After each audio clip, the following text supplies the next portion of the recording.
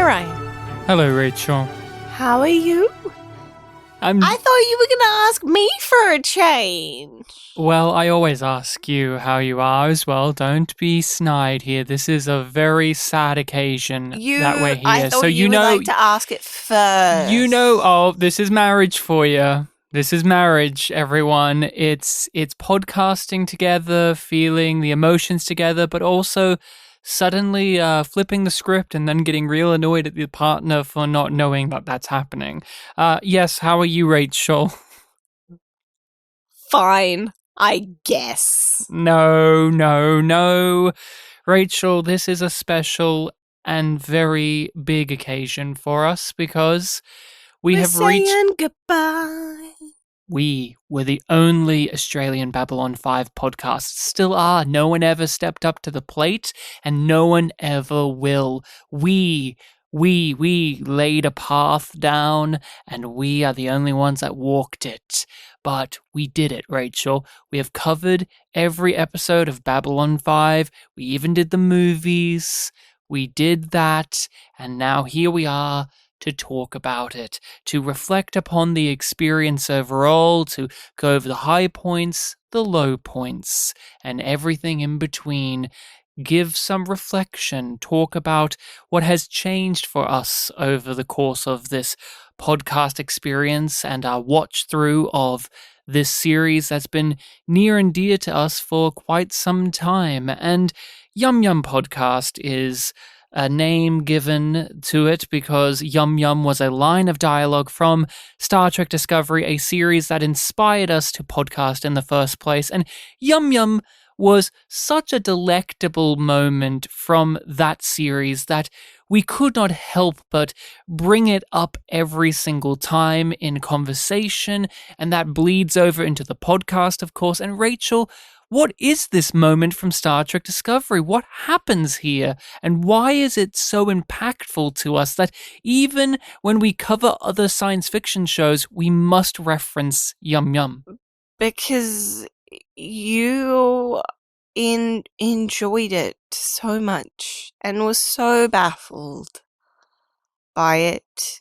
It was a moment that was from season 2 of Star Trek Discovery, said by an individual who does not deserve the title of a character, where she's propositioned by another character, another member of the crew, played by Oscar award-winning actress Michelle Yeoh. She had not yet won an Oscar at that time, but thanks to Immediately Discovery, she did eventually win one. We have no evidence that if she didn't do the Yum Yum moment, she would have got an Oscar. The movie that she won it for is all about multiverses. It's all about multiverses. Do you dig on them?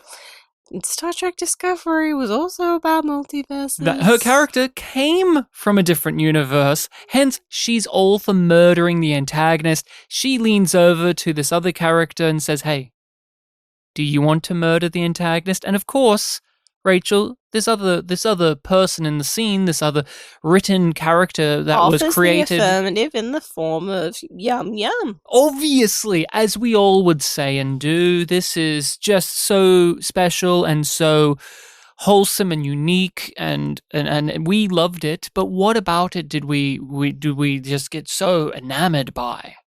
Well, it was the whole thing. It's got layers to it. It's got layers. It's like an onion, would you say? Yeah. This place, 250,000 people coming and going every day for 25 years. Every part of this station has somebody's fingerprints on it. Layers and layers of people's lives. Where do we want to start things? Well, we usually start with our general thoughts. Be it an episode, a season recap, or in this case, a series recap or wrap up. So what? Yeah, it's a wrap up, So, how did you feel about Babylon 5 on this watch through? I liked it. Only like. You only liked it? Well, Like. there was kefir. That kind of reduces a lot of it. No. But it reduces it to a like?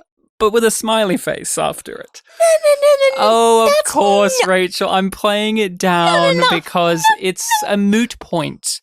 We have had over 100 episodes worth of discussions here. We have literally talked about Babylon 5 for hundreds of hours, and we could do it for even And that's more. on mic. And that's just on mic. That's what I'm saying. Like, on the record, we have discussed it, broken it down, analyzed it, picked it apart, joked about it, everything you could do for so much period of time. But we were doing that before we had the podcast. We're going to do that after we have the podcast. So yes, Babylon 5 is of course more than something I like. I love Babylon 5. It's near to me. It's dear to me. It's a thing that I'm super familiar with. It's one of the few pieces of media that I could, even though you were bravely stuck say, in the wilderness. Well, no, that helped me. Only season 1. That helped me because I was just about to say it's one of the few series I can bravely say that I have an encyclopedic knowledge of in some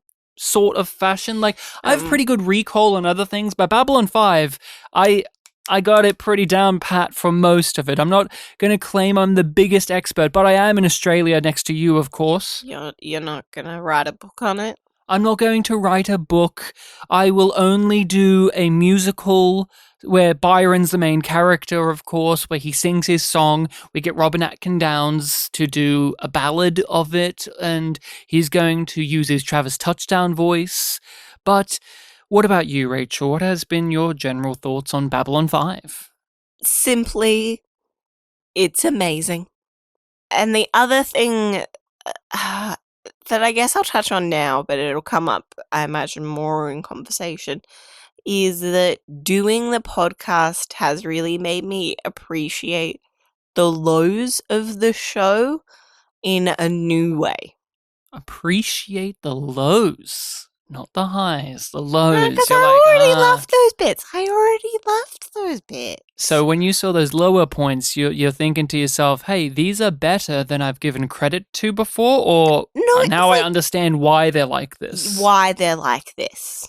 I'm a bit of the other side of it, where it's like, oh, I actually kind of am enjoying some of these lower ones more than I did on previous watches. My opinions of things overall also shifted, and I appreciated a lot of things in new ways, being forced to do it week by week. Now, let's talk about some of those things that we've had to examine, go through with a microscope, and ones that we have said on mic that are lows for us. Now, this does not apply to all of the things here, but most of these supplemental films, these movies, exist. The TV movies and even the most recent animated straight-to-DVD, straight-to-video film. And we have been going through all of these films and saying, oh, I don't know, is this one good? Is this one bad? I don't know. Where would we rank them? And we have kept saying, like, we need to rank these movies. Okay. At worst, terrible. Yeah, that's what I feel about the movies. So, how do you want to do this, Ryan? I think we should just go through our list, like worst you go to best? From worst to best. So you tell us your list of the Babylon 5 movies from worst to best. You don't want to guess any? I think you're going to have Legend of the Rangers as your worst, and I'm going to guess that you're going to go with The River of Souls as your number one. But let's hear what Rachel has got on the plate. Okay. You are correct. Legend of the Rangers is in my bottom spot. Why? How could this be? How could this be? See our discussion on that movie. But it had a Drazi who was fat and dumb and all he could do was lift things. Didn't you love him? He was so funny. What was his name, right? Turk. Duh, he said it a bunch. Yeah, he did. I'm imagining that's his name. I knew it started with a T. Don't question me again about it. I made my guess. I just said a moment ago that I have an encyclopedic knowledge, but once you ask me what the fat Drazi's name is, I'm gonna just wing that one. Yeah, Turk. It's His Turk. best friend is JD. Sure. Oh, fuck off. Fuck, I can't believe I walked into that. I was just so in the rhythm, yeah, I'll agree with that. Fuck off. We had Dr. Kelso in this show. So you know what? Yeah. In the reboot of B5, it's going to be the entire cast of Scrubs. Yeah, that's it. JD is Sinclair. Because why not? Turk is Franklin, because they're both surgeons of doctors. All right, Rachel. So you have Legend of the Rangers. The Lost Tales. Okay. Makes sense. Mm-hmm. A Call to Arms. You're going to give us a little bit more reasonings behind some of these placements as you go, because A Call to Arms is pretty low down the list. I'm a bit surprised by that, because you were on the razor's edge of giving that a positive. I was. But it's just... the problems I had with it, I can recall stronger than the things that I disliked about some of the others. So that's why it fell to the bottom half of the list. Let's hear what's getting better here. In the beginning. Wow, that is a shocking placement. Everyone has just thrown whatever device they listen to this on across the room. You definitely have to justify that one. No, I'm kidding. I had next The Gathering. Okay. It's not good. No, it's not good. I enjoy it, but it's not good. I just thought I would throw you off a bit, but... You are a little goblin trickster for our last discussion on B5. Next up is Third Space. Then In the Beginning. It's a solid thing. And then River of Souls. All right. River of Souls, getting real high up there, and you were not a fan of it. You didn't like Sex Lockley hologram and fat lawyer guy making crude jokes and, Ian McShane talking to an orb. This ranking is very flexible. It's the movies. They all can be Fs, or they can all be Cs. None of them are As. In our eyes. At best, okay. At best, okay. And the okayest of them for me today was The Road Home. Multiverses are very on trend right now, but it allowed JMS to reset the board in a way that is interesting. Out of all of the failed pilots, The Road Home was my favorite. Look, you can see a thought forming behind his eyes. Hello, little one. Good of you to join us. It's all alone in there, poor thing. We have drastically different lists. Now, are you going to take a guess of what my top and bottom are? I think River of Souls is going to be your top one. That's my blind guess. I think Third Space is going to be high for you as well. And I think Lost Tales is going to be your bottom. You nailed it right there, Rachel. The bottom is The Lost Tales. Although I appreciated it a little bit more on our watch through of it and our discussion, I still did not like it. I gave it the most damning critique, which is it moved from pathetic to worthless, and that says it all. Then it's The Legend of the Rangers. Ah, fuck it. No, they don't. The whole point is they don't do an exorcism. Fuck you, you little goblin. Let's exorcise Rachel's demon out of her. She almost made me agree to that. I was like, yeah, no they didn't. Fuck you. Next is The Legend of the Rangers, To Live and Die in Starlight. It's also worthless. It serves no point. There's no reason to watch it outside of being a diehard fan, someone who appreciates viewing orders of things, someone who gets a kick out of failures. I mean, it's absolute garbage.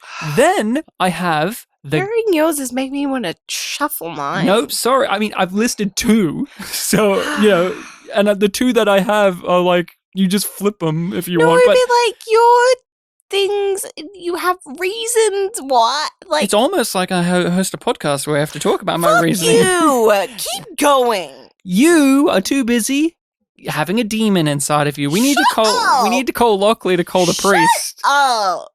Are you going to let me do my list? Truly off the chain I'll tonight. shut up. Truly off the chain tonight. Then I have The Gathering, the TNT cut. That's the one we watched, and it's the one that most people have watched. And I don't think it's very good. I think it's slow. I think it's plodding. I think most of the acting is terrible and or just dull, lifeless. The setup is there, at least. Then I have, in the middle, The Road Home. I find it a very middling film, personally. Although I do have some warmth towards it, it has grown colder as we have moved beyond it, as time has marched on. And also, unlike you, I'm on the reverse of the more I've engaged with these failed pilots, and the more I've engaged with the stuff after season 5, the more disdain I have for The Road Home, because like with the Lost Tales, it just doesn't have as much ambition as it could. Although it's has there. much life in it. Yes, and it has more, but not enough for me. Well, what Then has more life in it? A Call to Arms. Yeah. That's right there. It's a fairly good lead-in for stuff, but also it fails in a lot of ways. The music is memorable, but also infamous. Then, in third place, I have Third Space, and I didn't do that as a pun. It felt right. I'm like, I keep thinking about scenes from Third Space. Now, top 2.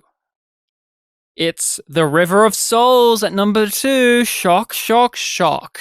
I think it's a good film. I like it, but all it does is serve as what a season 6 could have looked like of, hey, if Lockley was in charge, how neat would that be? And I said, yeah, it's pretty neat.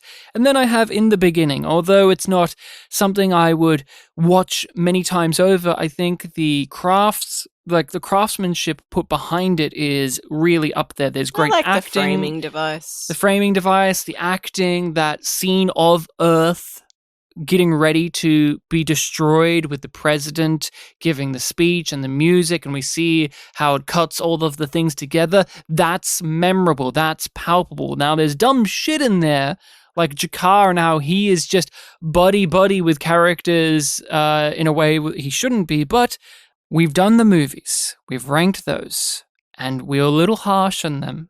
So how about we lighten up a bit? How about we use our goofy energy to talk about some of the goofy things that we liked, or the really solemn things, or the emotional things? How about we talk about our favorite moments in the series? Well, it's hard. It's hard to narrow it down sometimes when, there's a lot of good things in B5, and some of them are like pinpoint moments where you can be like, that scene really got me. It really, it touched something true and revealed something about the character. And I think, do you know which moment I'm gonna be drawn to first? Ooh. Is it early, middle, or late in the game? It's early. It's pretty early, I think. Is it a Londo-related thing? Is it a Dira-related? No. I don't know. What have we got here? Oh, it's of course drunk again, Uncle Mike. Fuck you. I was walking into this recording tonight being like, well, we're going to say goodbye to Babylon 5. Maybe some tears will be shed. I was actually prepared to be emotional here, but Rachel's in full troll, goblin, demon mode. No, sorry. So, my favorite moment early on. We shat on that. Oh, you guess hard. what? You took away one of my least favorite moments I was going to mention by bringing that up right now. Okay, so I did that on purpose. Really? Because I actually wanted to bring it round to one of my favourite moments is when Jakar is looking for Garibaldi and the lights turn on and he's wearing his hat. And Zach's there and they're Yep. talking about And the I God of think Frustration. It's really sweet. And it brings in a lot of the character stuff that has been built up about Garibaldi, but also was a really important moment for Jakar and really putting to the test the lessons that he's learned or trying to learn since Kosh fucked with his head. I actually have a Garibaldi adjacent moment, or this is more direct, yours is more adjacent, but early on, I think there's a conversation with Garibaldi that was one of the first signs of the maturity. The PTSD It's the conversation? PTSD conversation with Yeah. Sinclair. It's one of the first, That like, Midnight on the scene. No, that's an Infection, a terrible episode, but oh, yeah.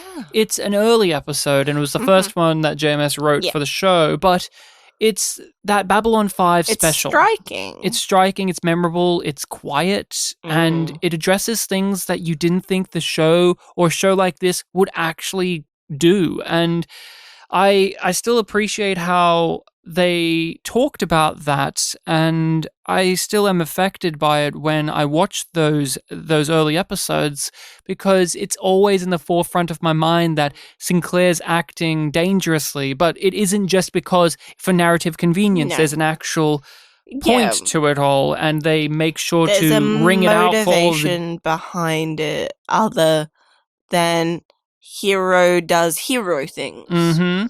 Another favorite of mine, if I had to go from season 1, is Jakar and Londo at the turbo lift waiting for it, and they have the little guy between them, like the short human in the hat, and they're just yelling at each other, and they're just going back and forth, and the guy gets in the lift. It's a silly piece of comedy, but it's Jakar and Londo doing their bickering in the way that we love to see it. Same with Londo having taken the flower, and he does the yoo-hoo at the lift as well, and by any means necessary.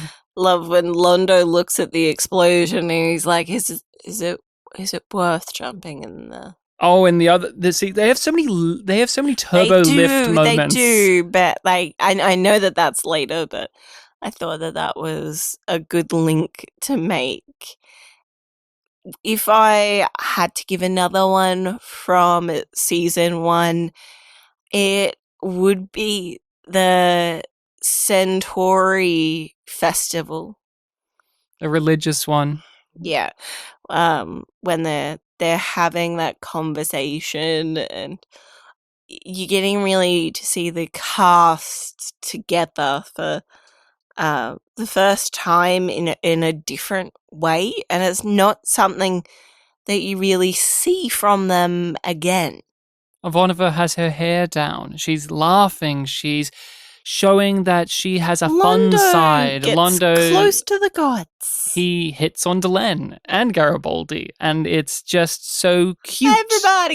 Everybody's cute, but in purple and stunning. I mean, that's an iconic moment.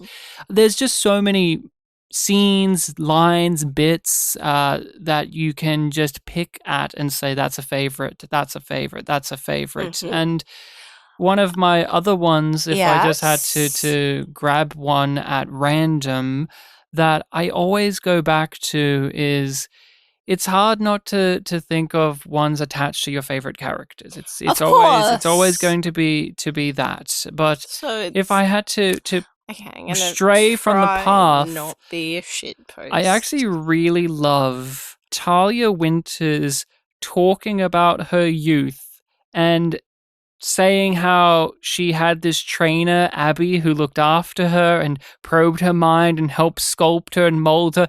And the way that the actress says it is supposed to come across as like, that's a sweet, nice memory, but it's this horrible story about how they mind control you and indoctrinate these poor telepaths at like really young ages. And that's just one of the like one of the good stories Talia has to say about the Psi Corps, and it's one that like makes me miss Talia in a way. Like, she used to have those type of gems in her character. Those moments of introspection would be heightened by how what she had that was good, that was stable, that was making the Corps worth it, were always examples of heinous things that happened to her, but she was too in it to really understand that those were bad. And it makes you think about her conversation with Ivanova at the very beginning of, I don't know if you're a victim.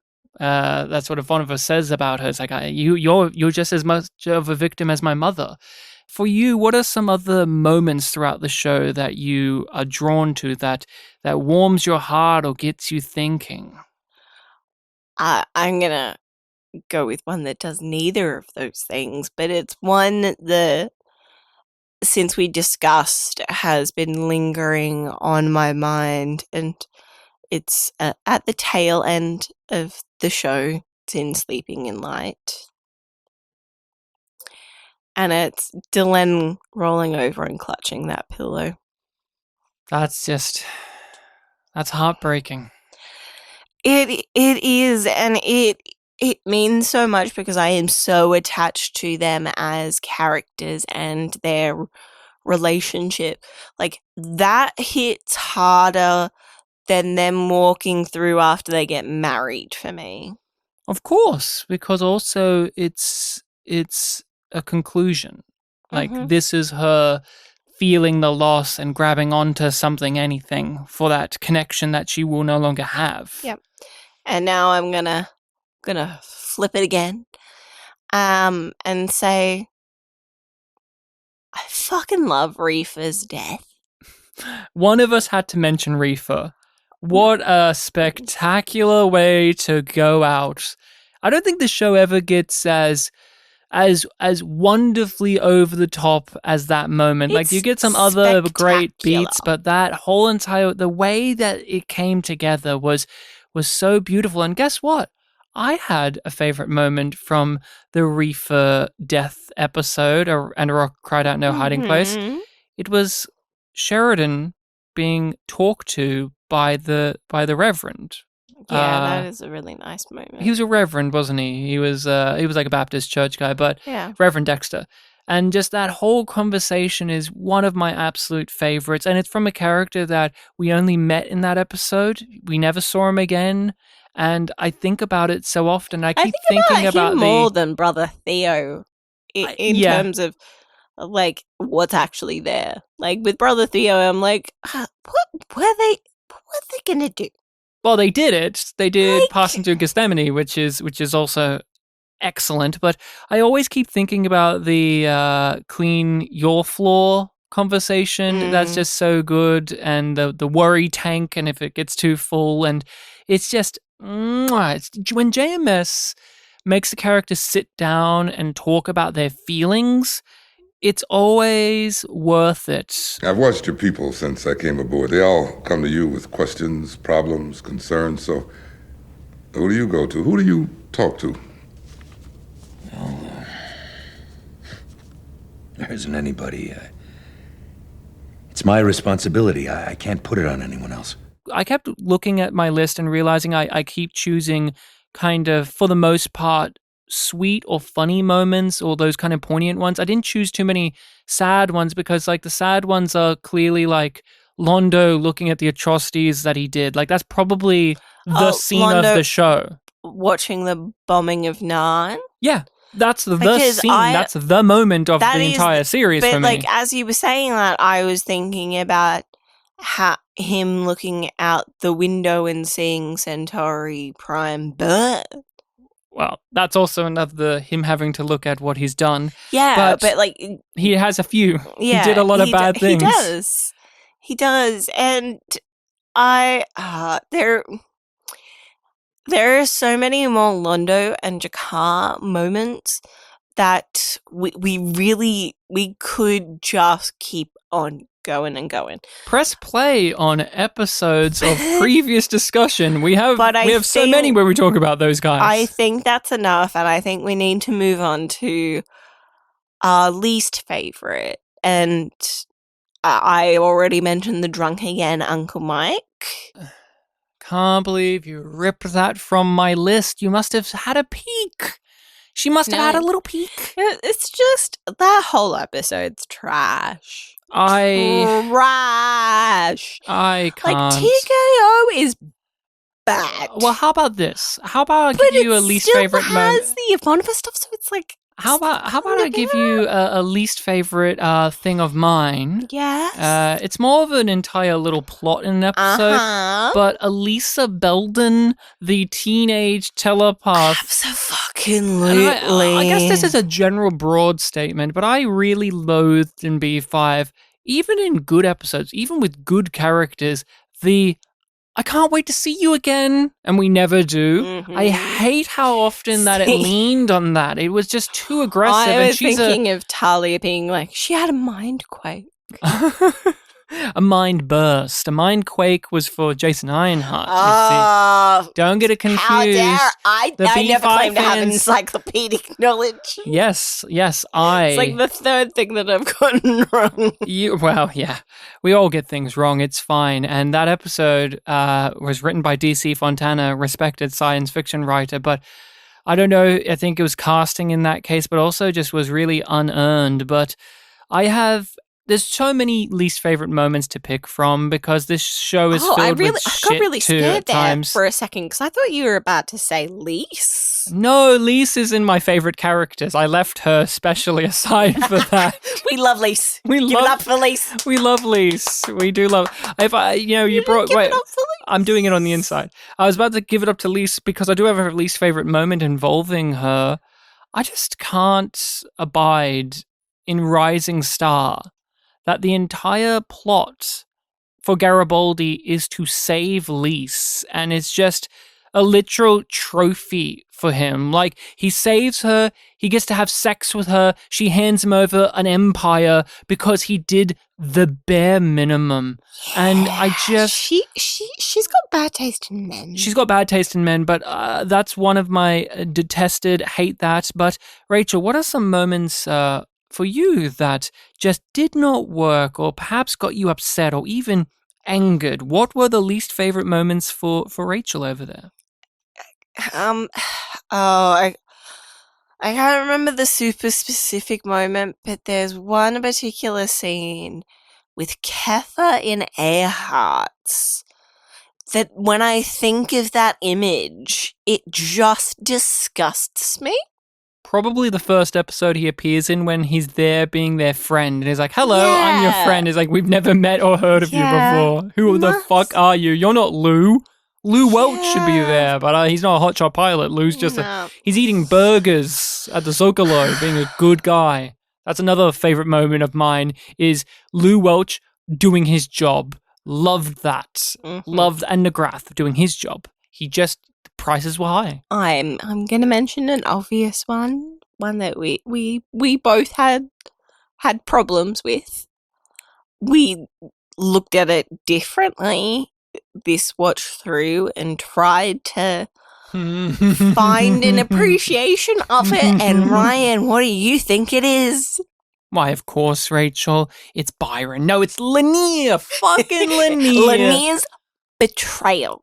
Lanier looking at Sheridan, going, nah, gonna run. I think not only that, but it's that conversation between John and Delenn after.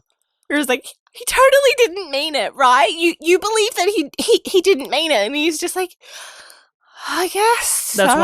I think that's one of the worst scenes the show did, because all it is there to do is justify why the story ended the way it did. That's all it is there to do. It does not feel like the two characters talking. It does not feel like their genuine reactions. And the fact that they don't reference ever that it wasn't just Sheridan's life on the line, But there was also a ranger, someone who was completely removed from any of the personal stuff, and Linnea was willing to sacrifice them too. And even if Linnea didn't know that guy was there, which I've heard is an argument, but it's shit, it's a lame argument. Watch the scene. The guy's clearly in the shot. Like, Linnea could clearly see that guy. But it's just such a betrayal of not only Linnea, but of John and Delenn. Like, John's a guy who, I guess, is more angered by the idea of paying rent than literally getting betrayed to the point of his life being almost extinguished. I can't believe. I'm getting. Is that the worst? Is that the worst? Like, I'm actually trying to think if there's a worse thing in the show than that whole Linnea betrayal and the aftermath of it. There is, because we talked about this a lot, but it poisons the well of Linnea's character. Those are always the worst ones, when they get the character not just wrong, but it's like an assassination of character. It's definitely at rock bottom. What are some others that you had at rock bottom, or was that one such a stinker that it was hard to move away from it? Yeah, like that one just, it eclipses so many other things for me. Like, there's lots of bad lines, there's, like, in the infection as a whole episode. Protect. Exists, and, you know, your absolute 100% favoritist episode contains plenty of moments. My favorite episode? You mean Exogenesis? Yes, I mean Exogenesis. That's more for discussion in the worst episodes. I have a least favorite moment as well that I will want to get into detail Mark about. is buying shit from him. Marcus buying, like, literal trash. Oh, from Duncan. From Duncan. Oh, Rachel, can we leave Duncan for the favorite characters next to Walker Smith? Fine. I have another least favorite moment. Now, Season 5 is littered with so many that the guest rangers? Just aggravating. A moment that I like it, but I hate that the show goes the direction it does, which is Lockley's scene in the cafeteria where she tells Garibaldi why she stayed on the side of her. And they applaud. They literally clap to her. I love that scene for Lockley as a character. It makes sense for why she feels like that. But the fact that the show itself, JMS himself, commends her, agrees with her, applauds her, and makes Garibaldi reconsider is incorrect to me. Yeah. Just a poor piece of business. But my least favorite thing is also a character assassination. Linnea's is probably worse, but this is one in which at least with Linnea's, as bad as it is, I get the thought process. I get it. It's just the execution is not for us. I get why it's there. But the one I don't is Dr. Franklin sleeping with the patient. Well, making out with the patient and his whole entire hijinks. But I truly hate how in that episode, he is so offended at the idea that this woman has any association with the deaths going on in the station right now that he would rather blame it on the fucking lurkers. He has like this whole thing where he's just like so dismissive of you trust them, they're just a lurker. What? Excuse me?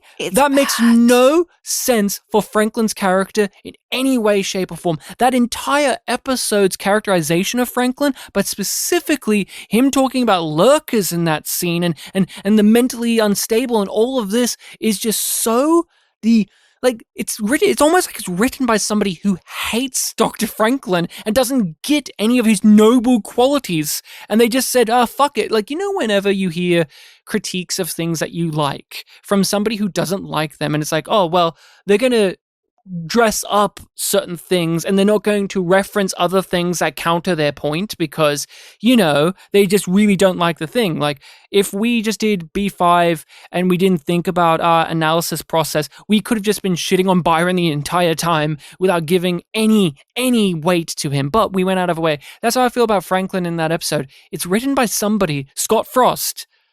It's like he said, "Oh, can I write a Dr. Franklin episode?" And under his breath said, "'Cause I hate him." I don't get that entire thing. And it's that characterization. That episode's not very good either, but it's that fucking characterization. Like, it's one of my least favorite choices and moments in the entire thing. Are you suggesting I'm not doing my job? I'm suggesting if something is threatening this station, I'll do whatever is necessary to protect it. All this on the word of a lurker? The pendulum swings. So now let's talk about some good stuff. And we're going to talk about the best episodes of B5. We're talking just the 5 seasons. Oh, I can't put the second Lost Tale as my favorite episode. No. Removing it from the list right now. It was my favorite episode, the one where Sheridan was tossing and turning about whether or not to kill a future Hitler. And Galen was there, my favorite character, Galen, from Crusade, did you know? No, because I haven't watched it. Perhaps if we raise enough money on our Patreon, $1,000 a month, we will do Crusade. And if we get $2,000 a month, we will do Hypernauts. How about that? No, let's flip it, actually. No, let's be serious. What are your favorite episodes of Babylon 5? I want to get an obvious one out of the way and say Sleeping in Light. It has to be there, doesn't it? It's just such a raw, palpable, it's a perfect way to wrap out the show, and that was further cemented as we watched stuff after that episode. What's one for you? What's one for me? Well, I have to go with And the Rock Cried Out No Hiding Place. That has just the great Londo stuff, but also how that episode handles faith and religion and politics and Sheridan's struggles with leadership and his romance and how it blossoms. I just really like that episode, and the Reefer death scene is the crowning jewel. Even if it didn't have that scene, it would still be one of the top contenders for me. What else do you have for the top episodes of the show? Okay, I'm cheating and saying all of the Babylon 4 episodes as like a sort of mini trilogy. Like, I like all of them. Like, obviously there's some that are better than others. But I wanted to acknowledge all of them. What about them do you really like? I think I really like the way that it plays with the sci-fi concepts. I enjoy the way that the characters have to engage with each other and the glimpses of the future and how that impacts each of them. Zathras is amazing. Oh, of course he is. He's a fan favorite, and he's a favorite of ours. I've even dressed up as Zathras. I have a Zathras costume that you helped make and put together. I have to include Babylon Squared in my list. I love that episode. I love the mystique behind it, the atmosphere behind it, and Zathras is just something that you can't take your eyes off of. He's just so kooky and strange and funny and sad, and he's giving hints of things, but you don't understand what that means. And it's just one of those ones when you watch through season 1, it's one of the memorable episodes. And I also have to say that an episode that I love dearly, it's really high up there for myself, is in season 2, we have The Long Twilight Struggle. Oh, that was going to be my next one. It's probably the greatest episode of the show. I don't think that's a hot take. I think that's one that greater everyone than Grey 17 is missing? I know, that's crazy to say. I don't know how it's greater than that, but it is. It's just heartbreaking.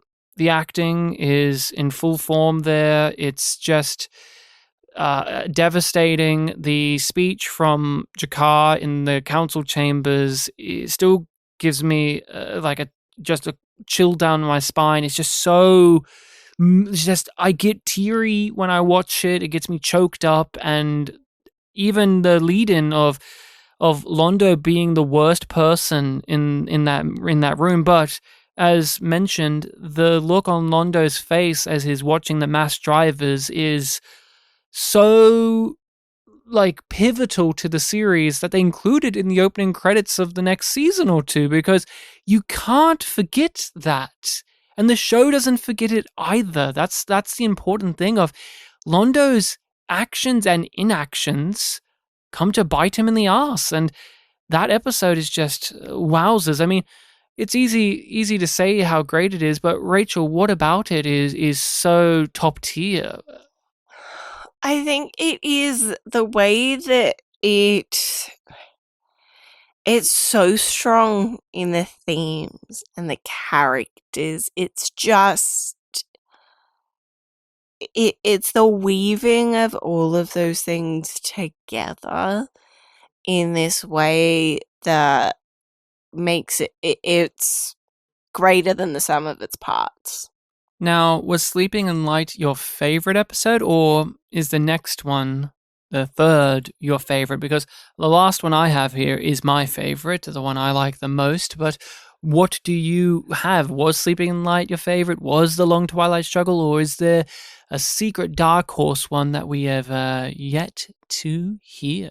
It's so hard to pick because I have kind of different flavors of favorites when it comes to B5. Oh. And I'm looking at the one that I had down, and then I'm like, is it my Is it? Yeah. And it feels terrible when certain ones don't even make it into the top list. There's just so many great episodes of this series. Big ones that are titles of seasons, little ones, and ones in between. There's so many episodes that you are shocked are as good as they are as well. Ones with a premise that you think would not be as interesting turn out to be very interesting. But what did you have written down? Tell us all. I don't. I can't make myself say it. It's just it feels like it's a betrayal of. Do you want me to spell it out? T-K. Oh, Rachel's favorite episode, because it had Walker Smith giving a thumbs up and a Zima sign behind him. Our legacy will not be any of the episodes we did for this podcast. It will not be the fact that we are the only Australian Babylon 5 podcast, but it is that it's me, created the Walker Smith thumbs up GIF that you can find online. If you want a quick, easy way to get it, write in Walker Smith or yumyumpod. You can find many of our gifts through that. But Rachel, it's not actually TKO because you're frowning as I said that. No, I think I'm gonna have to go with Sleeping in Light. All of this leading us along, and then you reveal it was Sleeping in Light. What did you actually have written down? What did you have? Did you have anything, or were you just being a demonic little liar? What was going? What was happening? You were just stringing us along. What were you, JMS, writing Crusade? I can say that because I've watched Crusade. I know what it's like. It's horrible. But did you have anything actually, or are you just flip-flopping all over the place and making it up as you go? Well, yeah, I had a different one down. It was one that I like because it's a fun episode. It's during a dark season, but it has one of my favorite pairings in the show that's not Jakar and Londo, and it's just it's a fun episode, which makes it different. Do you know what I'm talking about? I do. I know immediately what one you're talking about, but just say it, Rachel. No. If you know, say it. You keep being all huffy now. Are you being all huffy? You've taken your 10 minutes to get to this. You can do it. You can do Racing it. Mars. What was that? I said it. Why are you being such a troll about it, Rachel? It's okay to say Racing Mars is an episode you like because it's a fun episode, and you can have fun episodes in your list. Yeah. It's not the...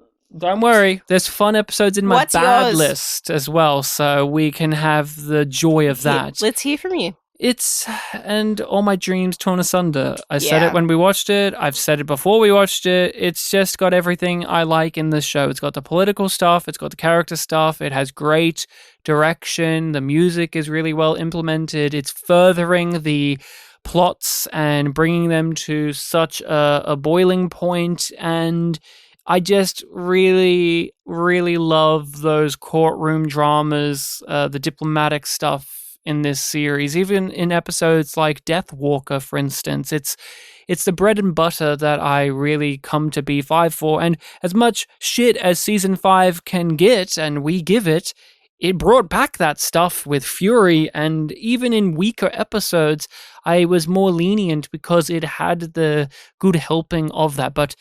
And All My Dreams Torn Asunder is just such a precise episode. It nails everything it's going for. It even has some humor in there that's unexpected, some just great overall visuals, and you feel so sorry for everyone in it. It's not just Londo. You feel bad for Delenn, you feel bad for Sheridan, you feel bad for Jakar. It's just one in which you are watching a train derail and you're seeing it crash, but it hasn't quite hit yet. It's just, you can't keep your eyes off of it. Now, we gave you a promise, and we are bound by that promise. And damn you for asking for it, and damn me for agreeing to it, and damn all of us to hell, because that is exactly where we're going. We talked about peace. You didn't want peace. We talked about cooperation. You didn't want cooperation. You want war. I walked into this podcast with certain things as set in stone. I never expected Exogenesis to be toppled. I knew Exogenesis was my least favorite. I thought that nothing would ever go beyond it in terms of terrible. And rewatching the series and going through it bit by bit, discussing it with you, and looking at the characters more deeply, The Long Dark just pisses me off. It fucking angers me. And it's not just that too, it's also boring. It's so boring.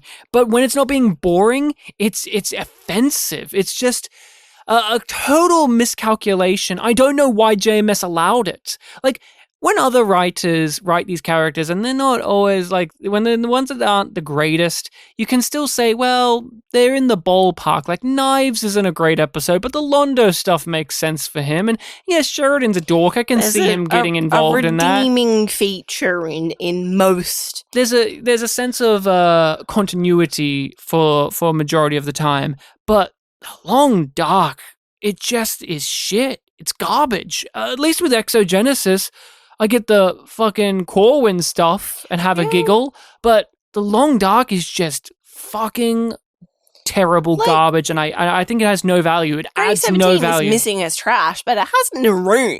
It has the Naroon stuff. It has Naroon, so it's like, it's not a total waste. It's not a total waste. Yeah, and the Marcus stuff is great. Lanier's stuff's great, and that it's just the Grey 17 is missing is just an infamous episode because the titular plot is dumb.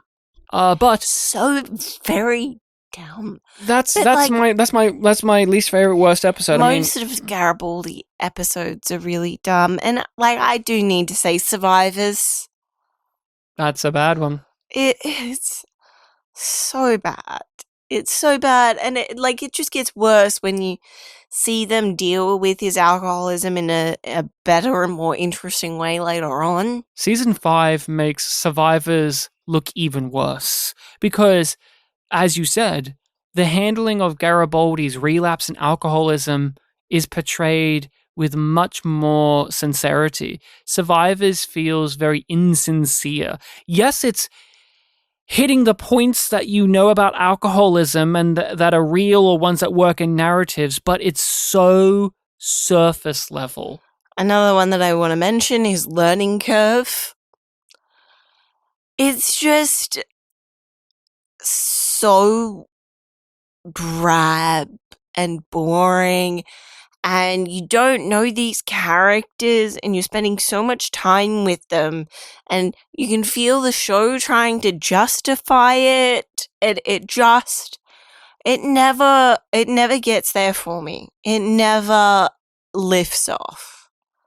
There are episodes in which we follow characters that aren't our mains, and they can be some of the best. Like Passing Through Gethsemane is a great episode. Enjoy A View from the Gallery for the most part, and that's just that's right before. And I enjoy that one as well. I'm a fan of that. And Learning Curve was my least favorite of season 5. I just thought it was, as you said, drab. It's just lifeless. It's definitely showing the wear and tear of JMS when he's writing this series. He's the only one writing it at that point. Oh, he's so tired. And let's have an episode about the Rangers. But guess what? My favorite stuff in that was the Lockley stuff, and some of that was bad. I do believe that's the episode with the scene that I hate. So that says it all, doesn't it? But what's your least favorite? Is it the same as mine, or do you have another?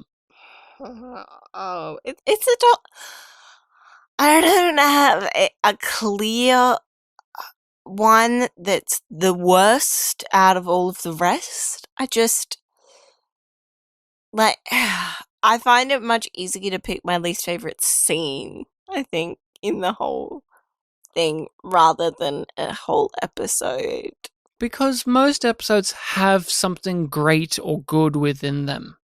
That's something to say about B5. Even the bad episodes have an iconic thing or memorable thing or redeeming thing, or like that was some good acting, or I really like that piece of writing there from JMS, or that's an interesting turn of phrase. But there is a harder time to pick, like, what's an episode that's just pure bad? And I had mine, and I don't know, like, if there are others that kind of reach that level of awfulness.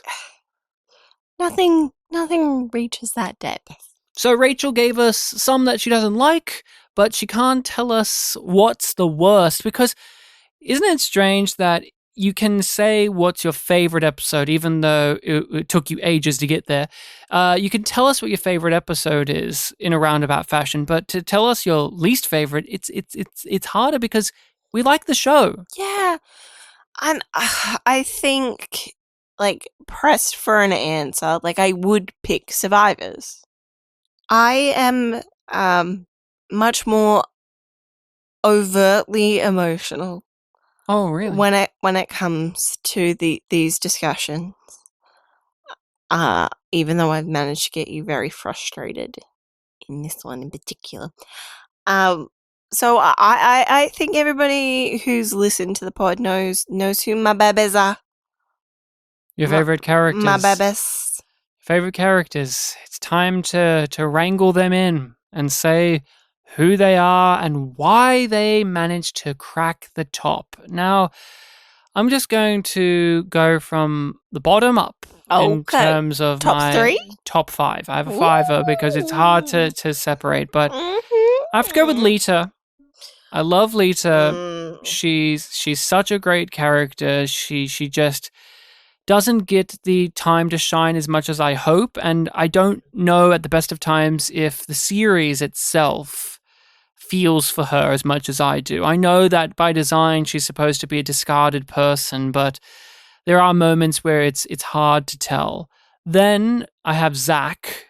Love Zach. He's absolutely a treasure, a gem. He's one of those guys that what is so wonderful about him is you didn't expect him to be as good as he was. You didn't even expect him to be a character. He was just a background guy.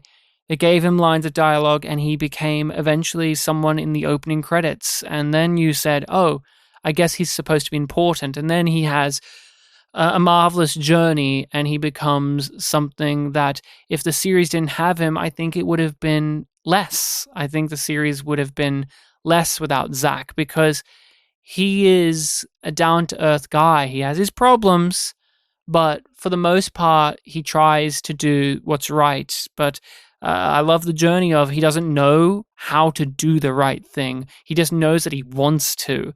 And we see him also not comfortable with getting power. And that makes him just inherently likable. Then it has to be Veer. Veer's a similar character where imagine the show without Veer. What would Londo even be without Veer? Because Veer's like the angel on his shoulder, Veer's the heart, and Veer's just such a warm presence in the series. I actually can't think of any real moments with Veer that I didn't like. Can you think of any? Like, for pretty much every moment he's in the series, I have a smile on my face, or I'm compelled. Him attacking that the florist. Oh, the Drazi grocery salesperson with the sword. That was great. I loved that. It was so over the top, and he deserved to unload. But you know what's a weird moment I keep thinking about with Veer? It was also season 5. It's not even the real him. It's the projection of him in Londo's mind when Londo had the heart attack. And I love him saying that I would miss you. And the way that Stephen First's voice cracks when he says that, it gets me. It gets me, and I say that is Veer. Like, he would miss you. And then it has to be Londo himself. He's one of the greatest characters in the show. He's arguably the greatest character, depending what day you ask me. But on this watch through, I have him at number 2. Peter Jurasik's performance is one of the greatest, but number 1 is Jakar. It's hard to not have Jakar or Londo in your top 2. It's always a which one are you going to go with? But I really love Jakar. I love his journey. I love seeing him grow and develop and become this wise person. And he's always funny. Jakar is always a funny character. He's always got some strange observation on the world. And Andreas gives probably the best performance in the show throughout. But to also praise as well, he grew into the character. When you watch The Gathering, when you watch some of the early episodes, he hasn't quite got it yet, but it's a testament to the fact that he could. Like, some actors get their characters right away, some don't, and although Andreas was the best actor on the show, I have to acknowledge, like, he had to find the voice of the character. And as someone who's a fan of the character, someone who's a fan of the performance, and someone who likes looking at these things more deeply, I get a kick out of seeing those things. I don't look at that as a detraction on a rewatch. I look at that as an improvement in a weird way, because the show and the actor is going to make this even better. What about you? Who are your top characters, and what is your reasoning behind them? I had 2 categories because it only felt right to pick out some of the, like, one-offs or guest characters, because they're in a different league compared to our main cast. Oh, yes, I completely agree. If I thought of that, I would have had, like, Naroon's number 1, the Regent's number 2. Those are the 2 I can think of right now. Like, there's so many others, but and Reefer's number 3. I loved Reefer. Fuck, I would want to play Reefer. That's not a question we have in our list of things, but if you had to play someone in the show, big or small, I reckon I could play Reefer. I think I would actually gravitate towards Naroon, but Reefer just seems so fun. But what do you have in your category of those smaller hitters? Okay, I did a top 5, so I'm going to start from the bottom with Morden.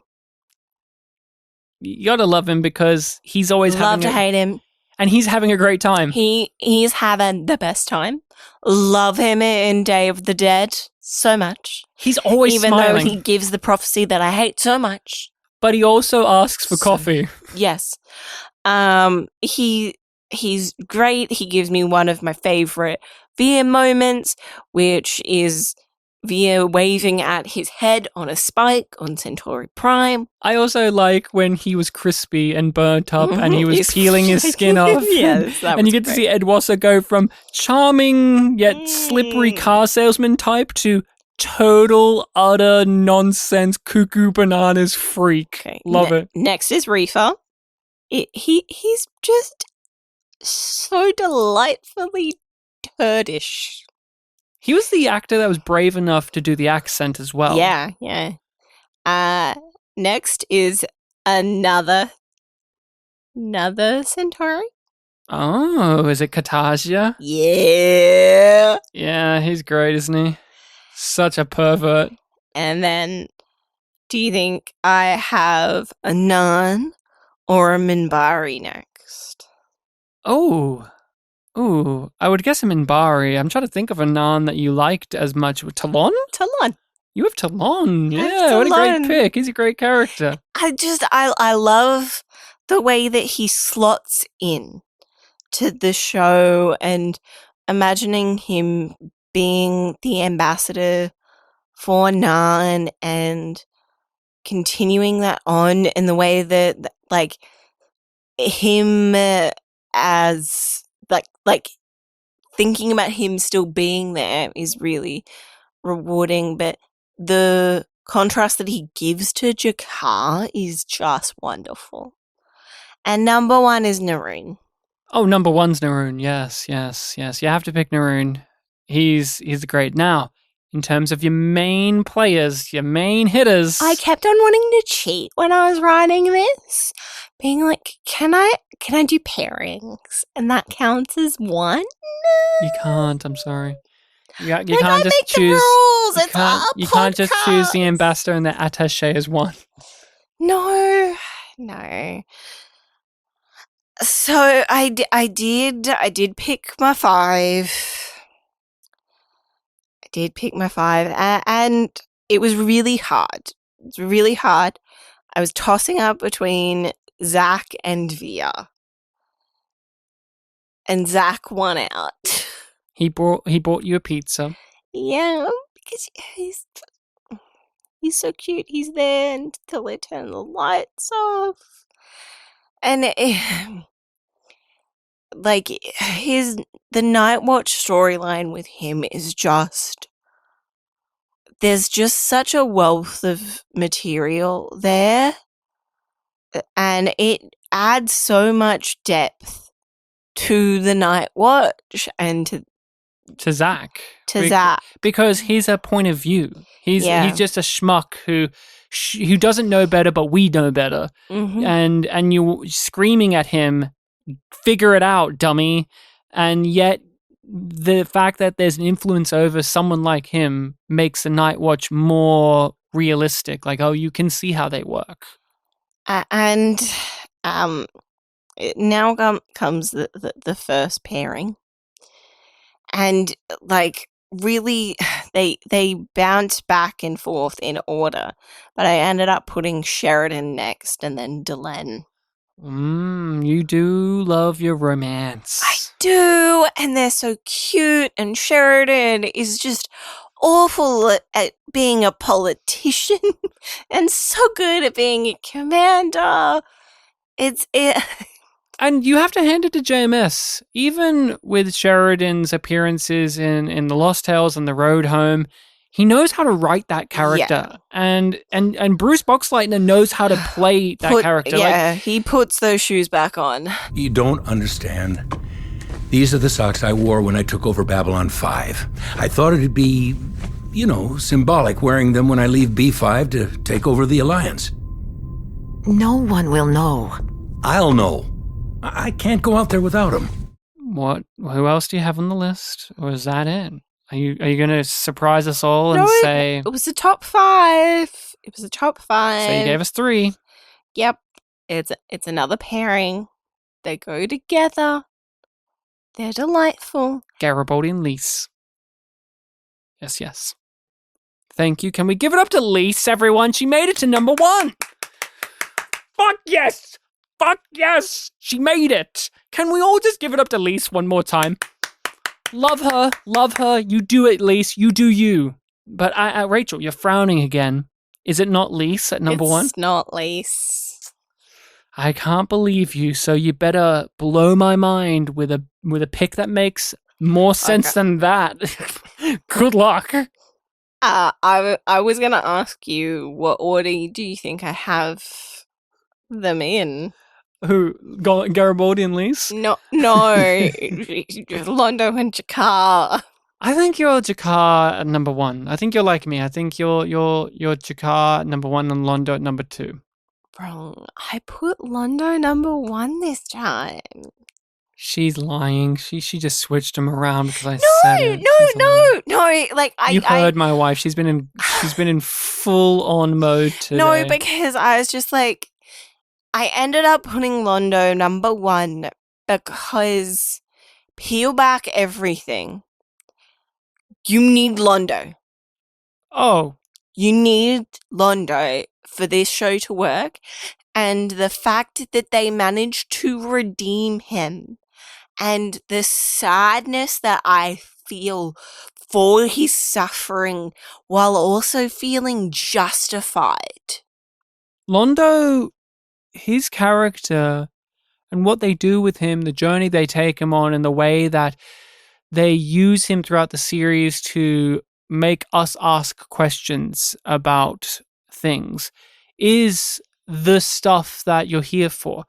Without Jakar, without Londo, what would Babylon 5 be?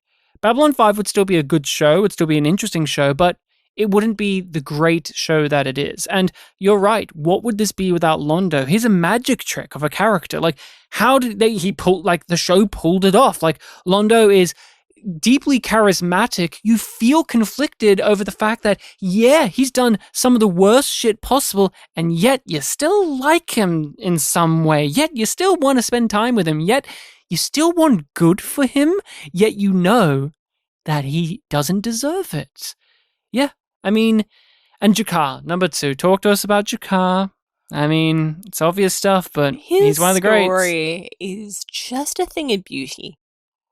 The evolution of Jakar, and you also touched on the evolution of the performance, which is really worth noting as well. The way that he acts with the prosthetics as well, I just really want to acknowledge, because like we mentioned that a couple of times in season 1, and then we were like, it goes without saying now that he does an amazing job with it, but it is astonishing. Rachel, the pendulum swings yet again, and we have to talk about characters The duds, yeah. Homer Simpson opening up the thing. Dud, you're the dud, huh? That looks like you. You got the dud.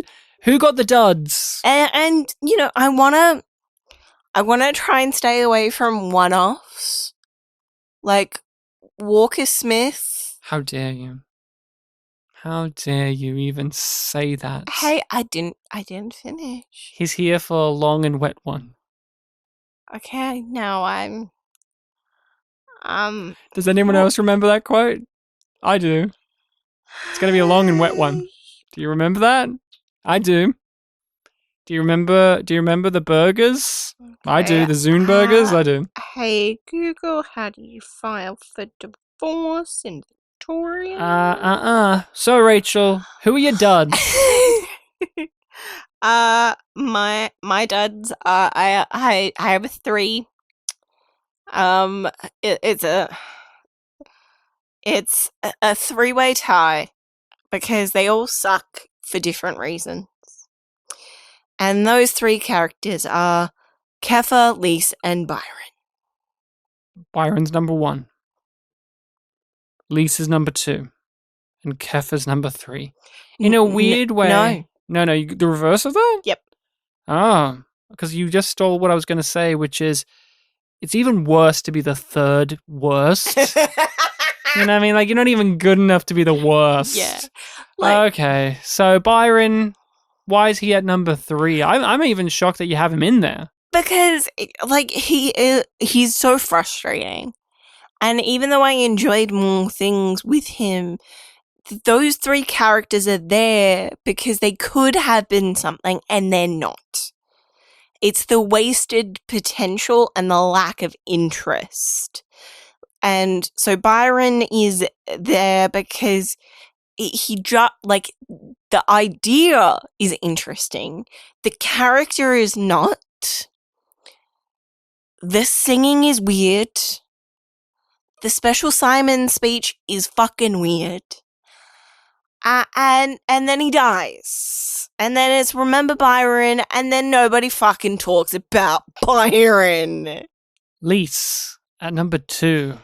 Again, squandered. Like, why is she the love of Garibaldi's life? Why does she love him? And why is she apprised that he wins? And why does she let him run a corporation? She has no Why? She has no agency. This is a series in which even the one-offs are afforded agency at the best of times. That's the goal. And she's more than just a one-off. She's a recurring, and she's important to one of our main characters. We saw with Catherine Sakai, who was in less episodes, have more of her own abilities within the series granted to her. Hell, even in an episode of Garibaldi talking to Lise, he talks about Catherine Sakai and how she disappeared, and I actually felt something about that when it was said. But when you mention Lise, look, it's a joke on the pod when we say, let's give it up to Lise, she's a great character. The truth of it is, I don't even hate Lise. No. It's the fact is, I feel 0 for her when I should actually feel something. Yeah. I should feel moved by her. I should feel like she's important. On my list. Yeah. And then Kefir is the extreme of that, because it's JMS being a spiteful bastard. Can you blame him?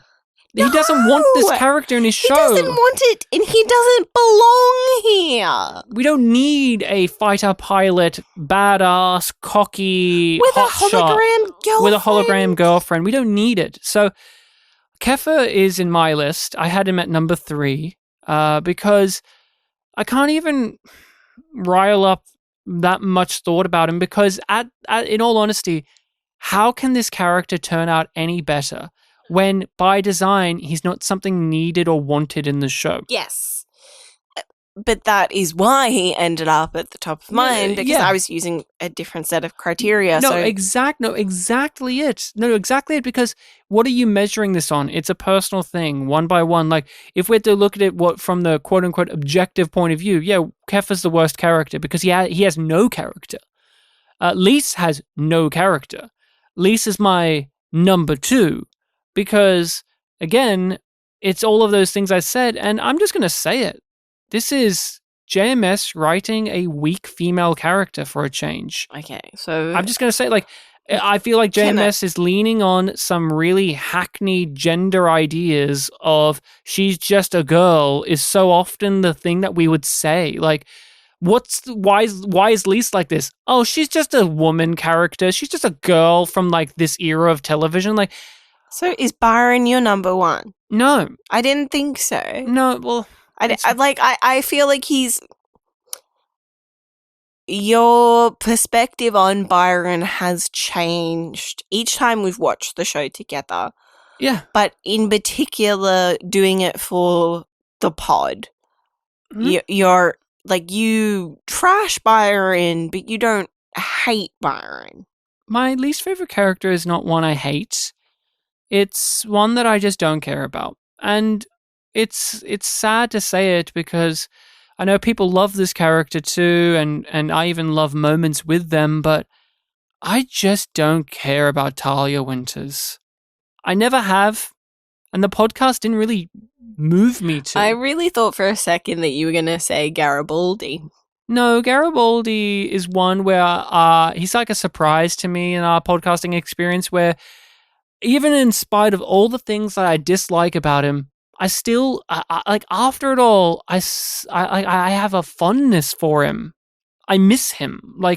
I like him. Yet also, you've heard the podcast before, there's so much stuff I hate about him, but it's Talia Winters. I just don't care. And when it's an episode of Talia Winters, I'm guaranteed to be bored. I didn't even think to mention Talia. You didn't think to mention Talia. Exactly it. And the show, in my eyes, improves when she's no longer here. And this isn't a slight against the actress. I've always said that I think the actress does a pretty good job overall. I've never had a problem. But it's just, did JMS care? See, with Warren Kefir, we knew he didn't care. With Lise, we think he's supposed to care. But, here's the thing. Talia Winters, is a main cast character. And yet, in the 2 seasons, I never felt like he was invested in her, and nor was I. When you hear the reasons why the actress moved to a different thing, you buy it and you completely agree. You say, yeah, they weren't using you. You're asking for more screen time, more stuff to do, and you aren't getting it. And they say to you straight up, there's no plan on giving you more. What's the point? Talia Winters, that's what I say is, what's the point? Well, here's all of these ideas of what the point could have been. And the sad thing is, they sound interesting, but you never utilized the character in the show when they were there. So you can say, oh, here's what the future of Talia Winters' character is going to be. Sounds interesting, but do you think the journey to it would have been? Because thus far, it wasn't. Do you know what it's like when telepaths make love, Commander? You drop every defense, and it's all mirrors reflecting each other's feelings. Deeper and deeper. On our podcast, we like to do a section in which we spotlight an actor or actress that appeared in a given role, big, small, minor, recurring, one-off, whatever it may be. We would talk about their performances, their career, their lives, and we always had someone to talk about. As fans of the series and as fans of actors and what they give us, we always made sure to look at them and talk about them. And do you have people here in the show that you really liked in the spotlight sections, whether it was because of their performance or the character that they had, or what we had to do in terms of the spotlight section where maybe learning about their career or their life gave you a newfound appreciation? I obviously want to mention Reefer William Forward, yeah. and Kataja. Both are like talking about their performances. Oh, and the Regent. Want to mention Jamie, yeah, the 3 Centauris. What we got, yeah. Oh, and the Emperor. Yeah, Tahan Bey. Like, he was they great were too. all really good in terms of like discussing their performances, but as also the research that I did and quotes that I found, and what they've done after B5, like with all of them, was really interesting. So I really liked those 4. I have a couple of others that I want to mention, but what do you want to? I have to say William Forward is one that I like a lot. I feel so much for him as a performer. When looking through his career on TV and film, it disappoints me greatly that he never got the opportunity to show off his abilities like he did in B5. It seems like his career was made to be the schlubby, dorky, one-off, maybe get a line or two, but never really something that you would call a dedicated performance. But in this series, he was allowed to really go for it, and he made choices. He was the one who said, I'm going to do the accent as well, and I thank him for doing it. But you can tell he enjoyed being there. You can tell that this meant something, that he was having a fun time. And you hear the story about when he read that Reefer got killed off, he was upset about it and was like, what did I do? But to move beyond that, it's just, he was a guy that he played a guy you love to hate. And those are actually really hard to pull off from a performance perspective. Like, those are really hard to pull off. And I think he did it beautifully. Another one that has to be said, but one that I really did enjoy was the guy who played Mac, Raymond O'Connor. I really liked him, and he has a career that's interesting, and he seems like a really fun guy, and he just brought that warm, lovable, down-to-earth quality, and he can manage. He really was able to manage JMS's highfalutin dialogue. Now, what are some that you have left in your spotlight actors? I have 2 others that I want to mention, and one of them's Tucker Smallwood. We're a bit biased here because we did an interview with Tucker Smallwood, but he is one of the great character actors. He's one of the great walk-on, hey, it's that guy people. But what about Tucker Smallwood? Really just because lingers. he does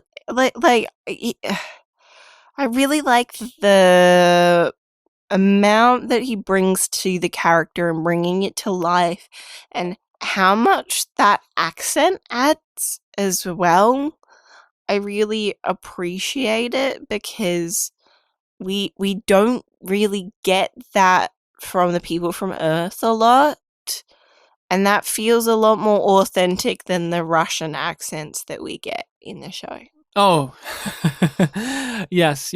And again, Tucker Smallwood, we had the chance to talk to him, and he was a lovely fellow, and he gave some wonderful behind-the-scenes stories about Babylon 5 and his hard process to actually, be in these shows, because he had this happening and that happening, and Space Above and Beyond was right after, and he did Babylon 5, and it seemed like a really fun set. But who's your last one? The last one that I want to mention is almost entirely because of how much fun I had doing the research and talking about it, and that's Dan Randall. Oh, the guy who played Dan Randall. What was that guy? Jeff Griggs. Wow. That was probably the fucking... Well, no, there's one more wild than him. And the thing about Jeff Griggs is he used to do gay porn. That's the thing, right? And then he painted George W. Bush Jr. Yeah, he painted W. He did a presidential painting. Yep.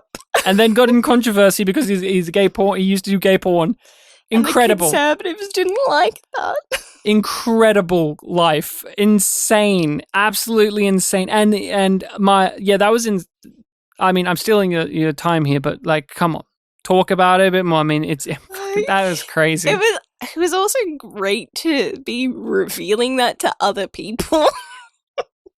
I have to say, a crazy one that's almost steals One Jeff Griggs is Special Simon.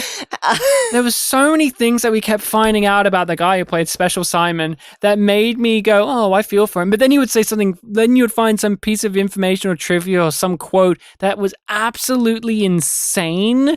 And you're like, okay, I'm off now. I don't think I can support that. Absolutely crazy. Now, I have one person that immediately leapt to mind with the spotlight.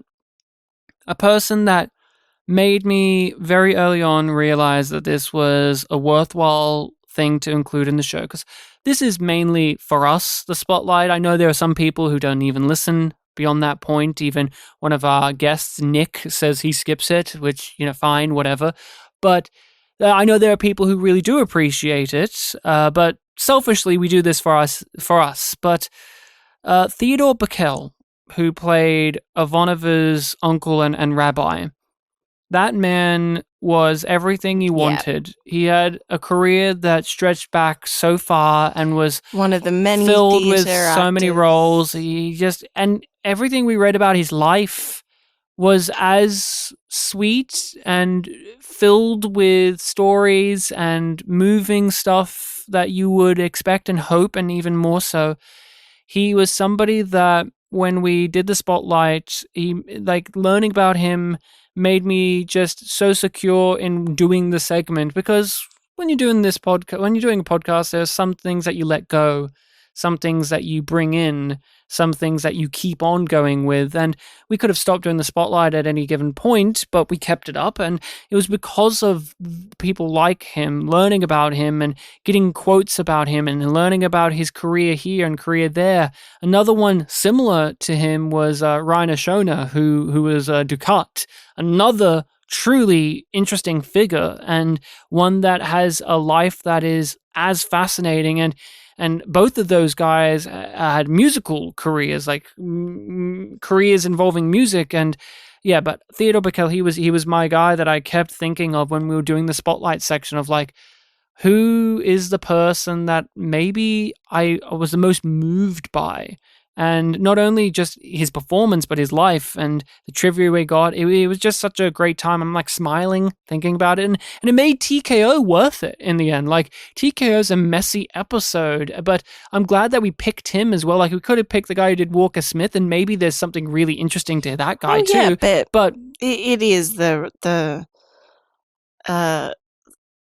event of a plot that saves it. And he's a great character. Like, the rabbi was one in which you missed him. You thought, wouldn't it be great if Theodore came back again? And he did in the beginning as a Minbari, and he had a big beard, and it was great to see him again. Ryan, the pendulum isn't swinging back.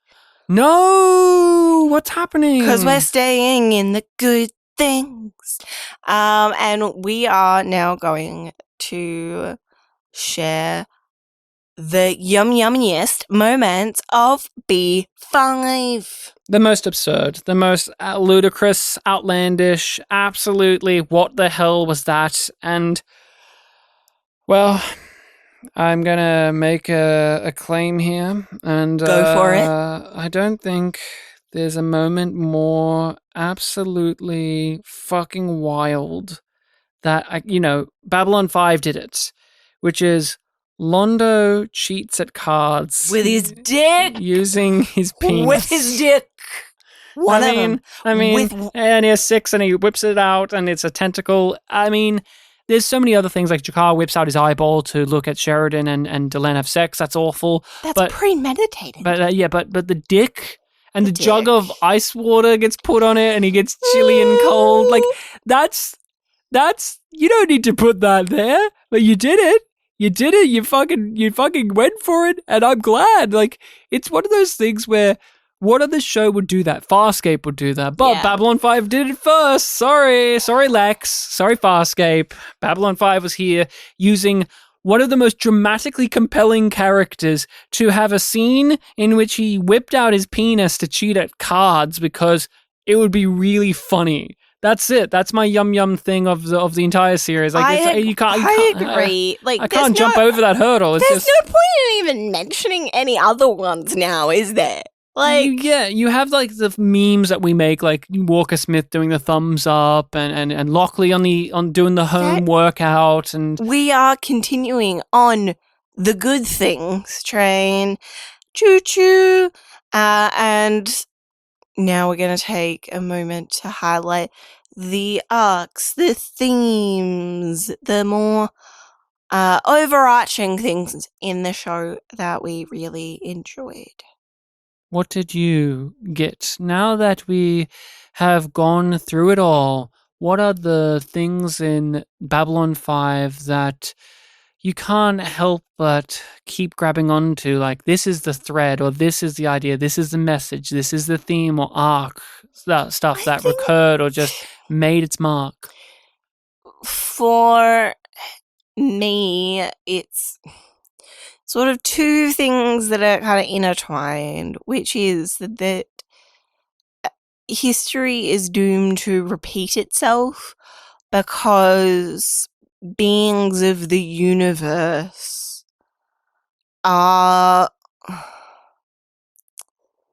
what's the right word? I'm just going to go with thick. Mm-hmm. And the desire for conflict and othering, the fact that peace ends, peace always ends. That really rose to the top for me. We'll get a bit more into it, but because we were doing it as a podcast and doing it week to week and thinking about how things are connected more, because I was left in between episodes for longer than I would have if I was just watching it for enjoyment. When something we value is destroyed, we rebuild it. If it's destroyed again, we rebuild it again. And again, and again, and again. Until it stays. That, as our poet Tennyson once said, is the goal. To strive, to seek, to find, and not to yield. I love how the show talked about and handled and got the rhythms and the cadence and the language and the behavior and the mentality of fascism. It's something that is very central to the series, and it's not just the fascism of Earth, but you see it keep ringing out in all of these different cultures and all of these different factions and characters. I loved that and how the series went along with it. It had a point of view. It had something to say about it. The other thing I have is there is no bit players. There is no small parts. Every character, pretty much, not every, but, like most of the characters offer something. Yeah. It doesn't matter if you're in 5 episodes or all of the episodes. 111 episodes long. And I would say that, conservatively, a good chunk gives something. 90% of the actors get something to do. Except for if you're Robert Russell and you're playing Warren Keffer, then you get nothing to do. And that's such a sadness. But what I'm really getting at is I love how every size of a character gets something to do that is meaty and juicy and makes me feel. There are so many characters in this series that appear in one episode or a handful that I love as much as the main characters. They contribute as much to my enjoyment or even how it makes me think. And they get to showcase acting as a craft. And that just ties into the thing of JMS's writing, which is it doesn't matter who you are. It doesn't matter your status. It doesn't matter if you're rich or poor or powerful or weak. You have something to contribute. You have something to offer. You can change the world around you.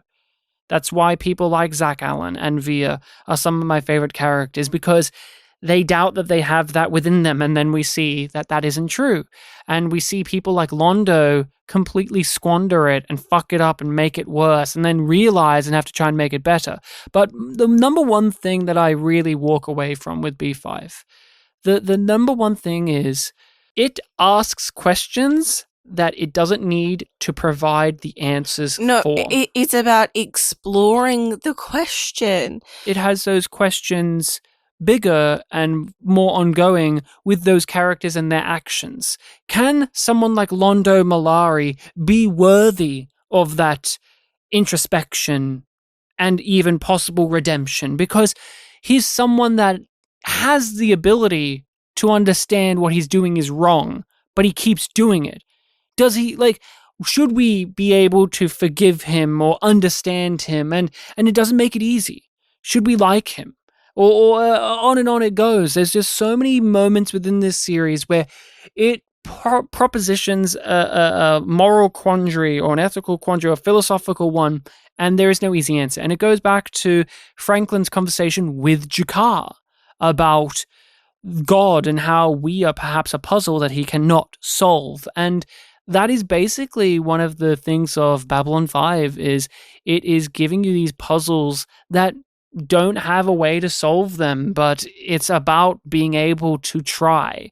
And that is something that really stood out to me on this watch through. And with our particular viewing experience, it's obviously very different than how we usually do it. We would binge through it, we would rip through it, we'd just watch multiple at a time. We would have watched B5 multiple times by now if it wasn't for this podcast where we're doing it week to week to week to week. And what has changed on the rewatch? What are the things that have shifted, the things that have been very much moved by us watching it now? At the top of it, my appreciation for the lows has changed. It's evolved.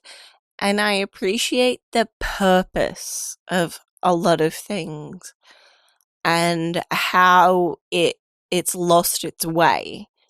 Because I'm so familiar with this show, but going back and looking at it episode by episode and seeing how that chain is made and where, the kinks in it feel different when you're going slow. I think a thing that has changed for me is I'm far more aware of the writer. Yeah. Who they are, what they like, what The they voice. are, what they're great at. Yes, I'm far more aware of JMS and his weird quirks and the things that he's great at and the things that he's bad at. I'm always aware of it because there's a reverence. The fact that he had this plan, and in spite of all of these hurdles along the way, he managed to fulfill the promise.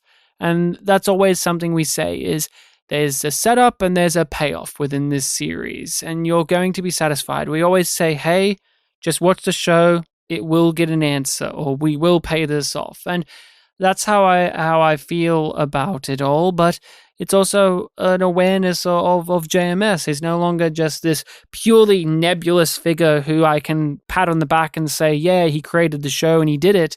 But doing the podcast and this watch through, I'm far more keen on what he is interested in and how he does it. And when we did watch these last entries, you're seeing a man who's run out of his bag of tricks. He used them. He told his story, and it's okay that he's a writer who requires a roadmap. It's okay, but those entries, it's him. It has its limitations. Yes, there's pros and cons to it. And there's pros and cons throughout the show, not just those failed movies or spin-off series or whatever the case may be. But that's definitely something that was different on this watch through. And another thing that was different to me as well was the attention to detail on production. Like design, like noticing the difference of cinematography throughout the seasons, the lighting, how it changes. McGrath, yeah. We started out with things and just said, no, that didn't work. Let's scrap it and move on. And it was very pragmatic, and the sets got better, or the way that they lit them. I really enjoy the lengths that they go to with the alien designs. The fact that they have so many interesting makeup choices, the prosthetics, like the Narn are impressive. Still, they are very impressive to look at. There's characters that regularly appear. Like, we know the Drazi ambassador. Yeah, we know. And he hasn't just got some forehead ridges. It goes beyond that. Yeah, and you can tell when it's not Kim Strauss, and you can tell when it's that other guy. Yeah. And a major thing that also was different is, and I guess a surprise, but not really, is my fondness and longing for Sinclair. I've always liked Sinclair. I've always had an appreciation for him, and I like Sheridan. And I like Sheridan, but Sinclair, I think, was just a better written character. Yeah, I think he had more nuances, layers, depth. He was an insightful character to me, much more than Sheridan. But that's the thing, is Sheridan's much different. He has to be. The way that Sinclair engaged with the world of Babylon 5, and that the sort of the optimism with the trauma, it really had something unique to it that Sheridan doesn't get to have. Sheridan has all of his own strengths and qualities, and we're not downplaying him, but that was something that I was shocked. He loves oranges. He loves oranges and he loves Delenn, and those are jokey things to say, but they're true. But I was really just noticing throughout even the later season that Sinclair's character, the way he was written and portrayed by Michael O'Hare, was just far more what I was wanting from the show. And it couldn't work out that way. We all know why. But still, the point is, I really liked Sinclair. And that was something that I thought when we were going to do the podcast, we're going to do Sinclair, and then we're going to get to the Sheridan era. That will be the thing. Let's respect Sinclair. Let's make sure we give him his due. But man, even to the end, I was still thinking about Sinclair. Okay. Now we're at the end. I still can't say that I've watched all of B5. Because I have not watched Crusade. Unless we get to that 1,000 a month on Patreon. Got no plans to. But the question, now we're getting to the tail end of this discussion. I'm going to ask it and then answer it immediately because it's a very straightforward thing for me. The prompt that you wrote down was, does B5 need to return? And my answer is, no, not really, but I'll watch it anyway. That's it.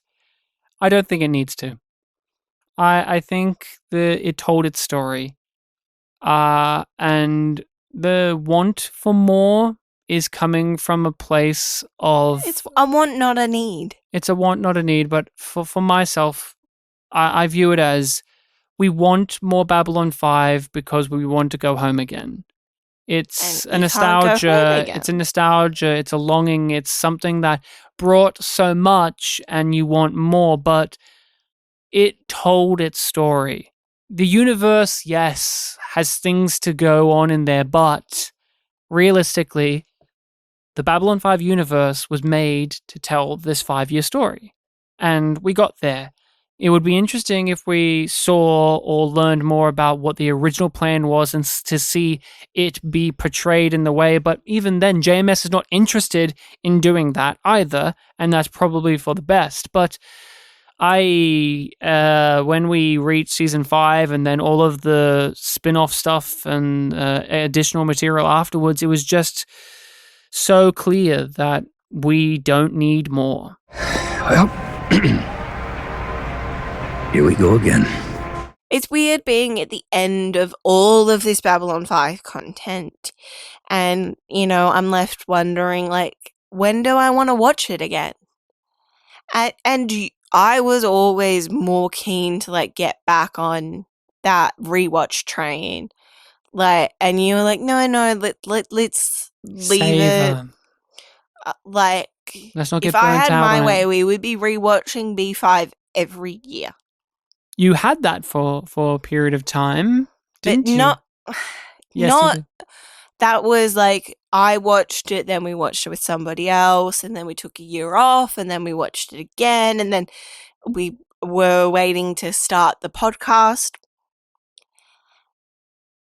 But now I really appreciate letting it breathe, and I don't think I'll want to rewatch it for a little while. I am feeling your feelings there, and yet I want to start it again. And yet I want to start it again. I would gladly start it again. I would be very happy to turn around and tomorrow watch In the Beginning and start it all over again. Or The Gathering, or Midnight in the Firing Line. Shake it up, do a different viewing order, or do it like this, do it like that. But there is a part of me where I do just want to see my friends again and see them go on those adventures and those arcs. Yet we also covered it and thoroughly went through it, and you would think that maybe it would tire us out. And I agree, it would be great to have it some breathing time, but I'm not done tired. with Babylon 5. Oh, just because we won't be talking about the episodes on mic anymore because we did it all doesn't mean we won't be talking about B5 on this podcast, let alone our lives. Yeah. When we're covering The Expanse, don't worry, we will reference Babylon 5. Oh, we will. And I kind of like the idea of doing our thoughts on Babylon 5 once we do another rewatch and seeing if anything's changed. And if there ever is a reboot, we'll be if there. there's anything more, like I said, we'll be there. We don't need it, but I'll watch it. Yeah. That's definitely it. I want to thank everybody who's been on this journey as we've been making our way through Babylon 5. If you've been with us from way back when we first covered the gathering, or if you joined anywhere along the way, it's really nice to know that People listen. Yeah. People are fans. People tune in. I want to thank all of the guests that we have had on during the podcast. My biggest regret is we could have had more, but I'm thankful to everyone that joined us, and I thought we had a good roster of people, all with different relationships and views and histories and opinions on Babylon 5. It was great to have people to challenge us and people to also agree with us. And I really am thankful to each and every one of the people that gave their time to listen to this podcast and be on this podcast, to rate and review this podcast, to support us financially. And I knew that we would finish this. Like, there was never a doubt when we started, like, oh, we won't finish the podcast coverage of B5. We're very much people that once we put our mind to it, it will get done. And there's going to be extreme circumstances where we get stopped. And we never missed a deadline with the pod. Like, every episode came out when they were supposed to. We by hook or by crook, we managed to record these things and get them edited and all of that. And that's an achievement for us. Like, we did it. Really, it's an achievement for you, Ryan. Like, don't say that. Everyone loves you. They listen for you. You're the real MVP of the podcast. But you are the driving force behind the podcast.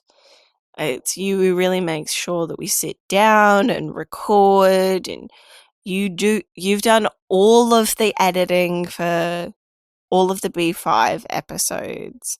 And I just want to take a moment to say thank you, and you're amazing. Thank you, and you're amazing. This is the first show that we have covered that we've reached the end, in which it is the end, not it got cancelled like Space Above and Beyond, or soon, when I say soon, later in the year, Star Trek Discovery will also finish, but it's because it also got told you're cancelled, wrap it up. We're doing The Expanse. That will also be a show where we will get to it and there will be an end, but Babylon 5 is the first show where it got there. It got there. It struggled to get there, but it got there. And I think there's just something different to feel about that. When we finished Space Above and Beyond, say, there was a sadness that it didn't get to continue, but here there's a sense of accomplishment that we managed to go through this complete piece. And yes, we joke about Crusade. It's just, we're not interested in doing it, but if people really do want that, you head on over to that Patreon, and we have so much other stuff there that you can support. You get to be a part of our group Discord, and hell, I'll say this, maybe in a little while after this episode comes out, we can watch The Gathering together, do a watch-along of the original cut of The Gathering, which both you and I have seen, Rachel, but we didn't cover it for this podcast. We went with the TNT one because that was readily available, and it's the one that people have seen most often. But maybe we'll put our money where our mouth is and give it a watch through. So come join our Patreon, YumYumPodcast on Patreon. You can find us on all of your social medias under YumYumPod or YumYumPodcast. We post on there regularly. And if you've enjoyed this, give us a rating and a review. It would mean so much to us. And again, we wouldn't be here if it wasn't for the joy that we had for doing this series and you listening out there. It was important that everyone tuned in and gave us their feedback and their thoughts, and we've shared some jokes around and some memes, and I mean it, Rachel. People really do like you. Rachel's always second guessing and insecure and all of that about what she contributes to the podcast, but most of the comments that we get are about how just much fun you bring for people that listen, and that you're a cutie and you're silly and you break and I make you laugh and all of that. And I'm just the guy that interrupts you. But that is all we have. This is our discussion. This is us on Babylon 5. Signing off. Signing off. Make sure to go back. It's going dark. It's going dark, but we aren't going to forget that Jakar in the gathering. The one time. But the constant for us thumped his chest and farewelled by saying good eating to you. So, for the last time, good eating to you. Good eating to you.